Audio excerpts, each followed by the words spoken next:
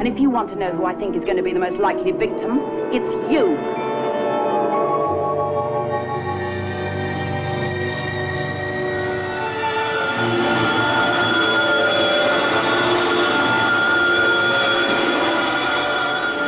Please, I beg you, take me.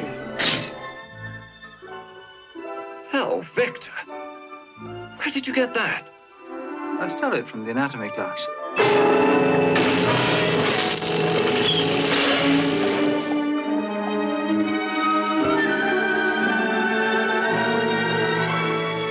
His head had been cut off. Wait until I show you what I've got for you.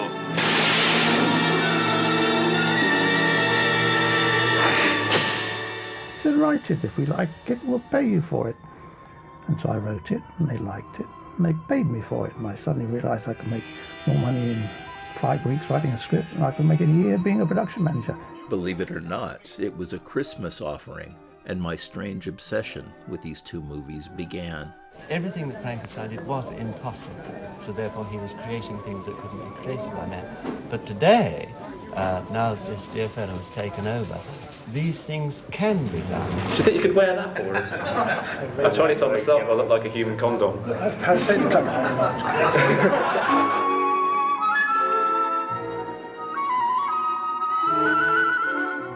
Mary Shelley, Percy, Byron, and Claire Clairmont, along with Byron's physician, John Polidori, are all in the Villa Diodati together. So Mary has this dream of what she calls a student of the unhallowed arts, creating this kind of unholy abomination. Her first daughter was born prematurely in 1815 and didn't survive, and later, after the publication of Frankenstein, she would lose 2 more children, and Mary suffered very much from grief. In Frankenstein's Daughter, a woman is the subject of a Frankenstein descendants experiments because the doctor thinks feminine social conditioning is more conducive to obedience. They prey on young virgins.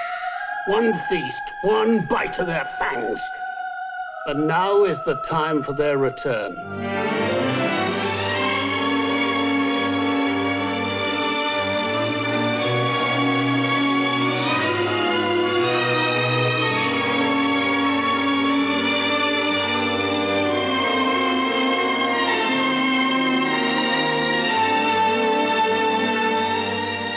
Did they tell you they were going to dub you in Lust for Vampire, or were you surprised when you saw it and you were dubbed? Yes, I was very upset about that. As an actor working on a movie like this, one needs to have solidarity and magic with the rest of your cast, and you couldn't always get it. No. Welcome to this audio commentary for Lust for a Vampire, which I think we can safely say is one of the most divisive Hammer films of the 1970s, or indeed of any period. You know, you were always going to have a bit of nudity and a bit of fun and a bit of ghouls and ghosts. These movies have a lot of depth to them. These 3, the trilogy of Hammer movies. It was a little bit freaky. You have it up to here for America and down here for Japanese.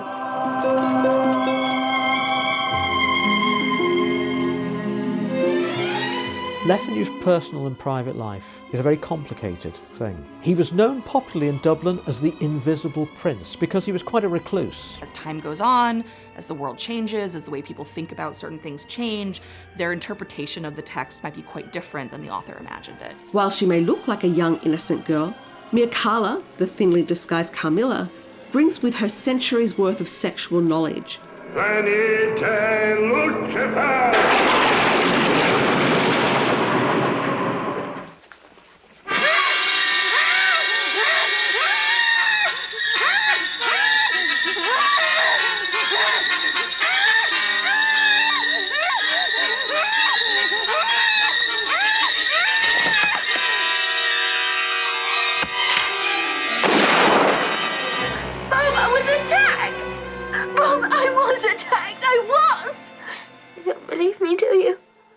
I'd done a couple of Frankensteins, a couple of Draculas, a Mummy, and I don't know, maybe some others I can't even remember. And I always liked what I call the psychotype picture.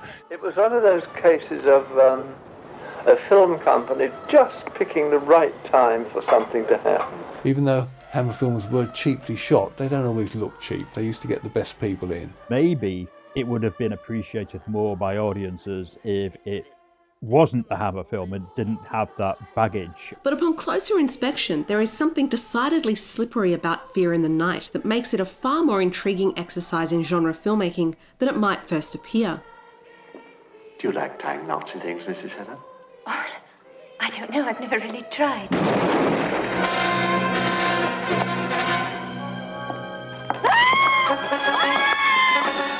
20th century genre entertainment. There were 4 writers that are of profound significance: Nigel Neal, Rod Serling, Richard Matheson, and Jimmy Sangster. Of those, Jimmy Sangster does not get the respect I personally believe he deserved. Take one.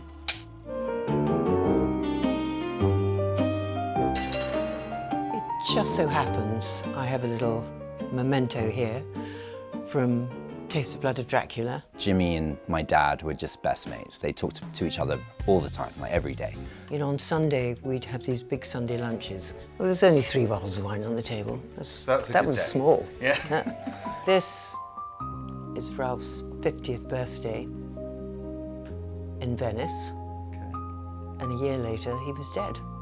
I thought that you might like to have this. Dame Joan Collins really deserves to be celebrated more for her work in horror films. I'm not a fan of horror at all. Probably her best known role as Alexis Carrington in Dynasty was created after a decade of character work, primarily in horror. Warner Brothers, through Seven Arts, decides we want this film. That completely changed Hammer's fortunes. I'm very much of the Georges Bataille school of thought of like, well, the taboo has to exist so you can have the pleasure of breaking it. And it's not saying like, this is wrong, you shouldn't do it. It's saying like, it's wrong, don't you want to do it? So you have these 3 films. I called them the Karnstein trilogy, and I think I coined the term. I'm not sure, I never saw it before. Would you like to help me with my studies? Victor, I'd love to. Come on then.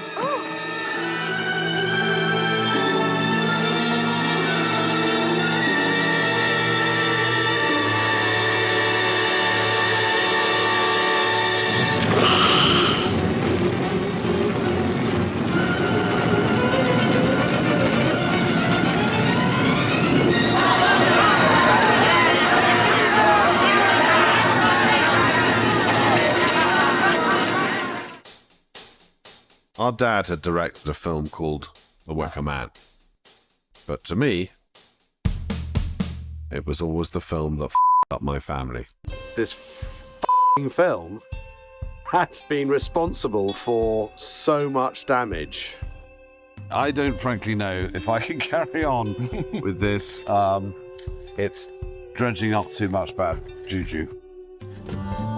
Despite my greatest protestations, a lady kept on sending me material that my father had left behind in his office, and so I was forced to confront the damned film. Alongside the film disappearing, Robin Hardy also disappears, leaving Caroline with his debts. That is a story that's never been told. It's a story that couldn't have been told because we're the ones to have first found it. Were you aware that Dad was going bankrupt? I wasn't, no. Dad used to talk about leaving us. Later on in life, he would talk about the fact that he had to leave us.